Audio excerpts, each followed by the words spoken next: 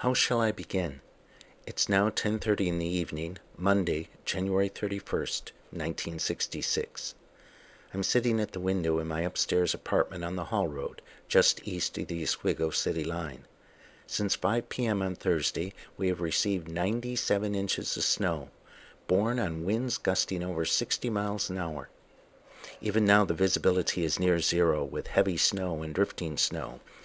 Since last evening, everything in the county is shut down. Absolutely no roads are open. Everything paralyzed. A state of emergency exists. 45 inches so far today. That's nearly 4 feet just today.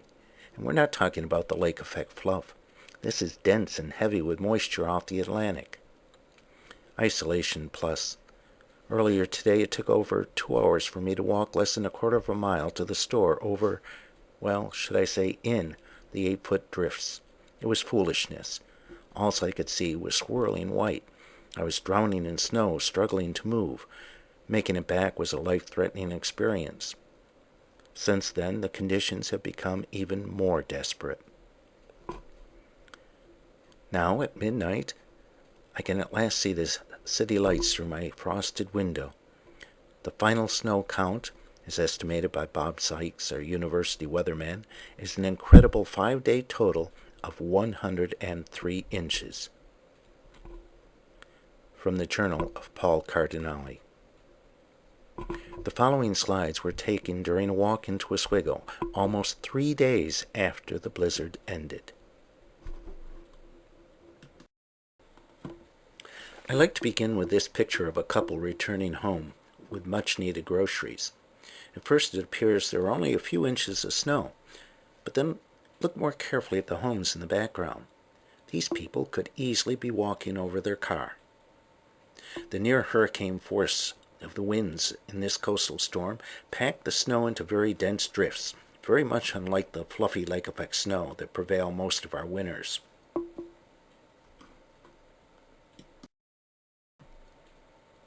I thought myself fortunate to have a landlord who had a backhoe, and he could dig out our buried vehicles. All I had to do was help him shovel through the drift to get to the garage. A second drift covers the garage door, one that originally began near the tip of the garage where the light is.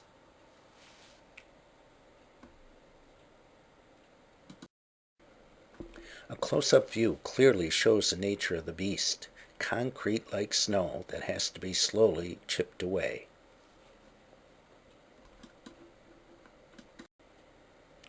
The heart of downtown Oswego. Mounds of snow remain to be shoveled away. Fortunately for us, the weather after the blizzard was clear with light winds. Notice the bridge street looking west from near the hospital has been open for limited traffic. Pedestrians had no other way to move except along these open paths. Looking west along the divided Highway 104, the east and west lanes are only one way. Traffic is limited to emergency use only until the end of the week. Snowmobile tracks are evident over this small diner. During and just after the blizzard, these relatively new devices served as emergency delivery services for those who were in need of medical assistance. The lee side of many residences had drifts high enough to block many of their doorways. Fortunately, fire emergencies were at a minimum during the storm. Here my companion, Jim McAreevy, poses in a tunnel, one of the roads that was located near the lakeshore. In the country, roads were opened by plows having only their V-wedge on the front. They could be heard ramming into the drifts, backing up, then ramming ahead once again. The snow was just too dense for any use of the side wings on the plows. This is one of the very few snowblowers that were available to open our city streets here in Oswego.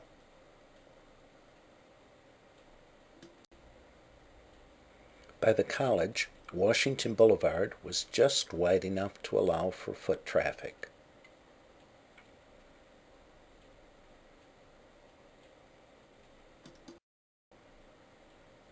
Sheldon Hall here on the State University campus lies behind these prodigious snowbanks.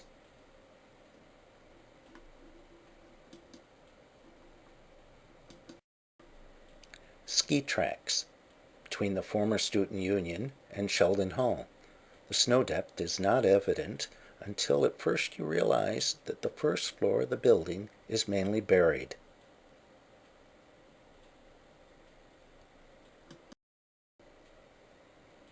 Here are a few students leaving the Student Union.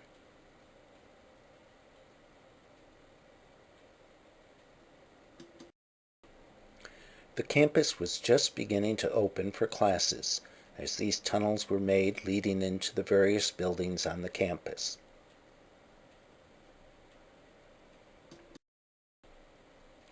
Keep in mind that these pictures were taken 3 days after the blizzard, and the snow on the protected side of the buildings had an opportunity to settle somewhat.